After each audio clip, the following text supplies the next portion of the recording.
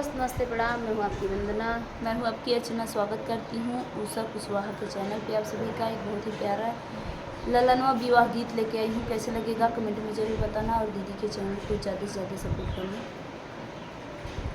सासू जी के नौआ ननद जी के बरिया, अरे हमारा संदेशा लैके जाऊँ रे ललनवा, अरे हमारा संदेशा लैके जाऊँ रे ललनवा। ई संदेशवा कहा सासू जी के अगवा, अरे ससुर के दिहा समझाई रे ललनवा, अरे ससुर के दिहा समझाई रे ललनवा। ऐसन गहनवा तू लाया मोरे ससुर, अरे डलवा चूहिल होई जाई रे ललनवा, अरे डलवा चूहिल होई जाई रे ललनवा। सासू जी के नौआ ननद जी के बरिया, अरे हमारा संदेशा लैके जाऊँ रे ललनवा, अरे हमारा संदेशा लैके जाऊँ रे ललनवा।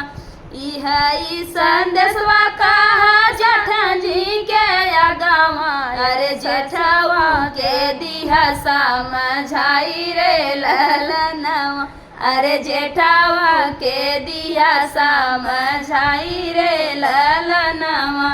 ऐसन सड़िया लिया मोरे जेठवा, अरे मड़वाया जोर होई जाई रे ललनवा, अरे मड़वाया जोर होई जाई रे ललनवा। सासू जी के नौआ ननद जी के बरिया, अरे हमारा संदेशा लैके जाऊँ रे ललनवा, अरे हमारा संदेशा लैके जाऊँ रे ललनवा।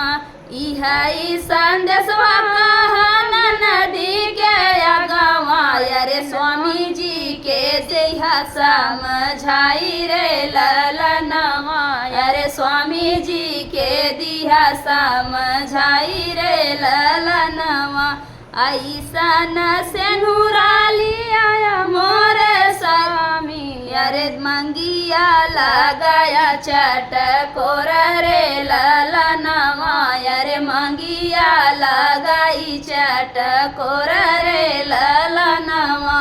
सासू जी के नौआ ननद जी के बरिया, अरे हमारा संदेशा लैके जाऊँ रे ललनवा, अरे हमारा संदेशा लैके जाऊँ रे ललनवा।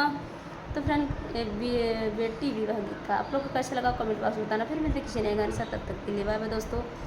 और आप लोग से रिक्वेस्ट है उषा कुशवाहा दीदी के चैनल को ज़्यादा से ज़्यादा सपोर्ट कीजिए।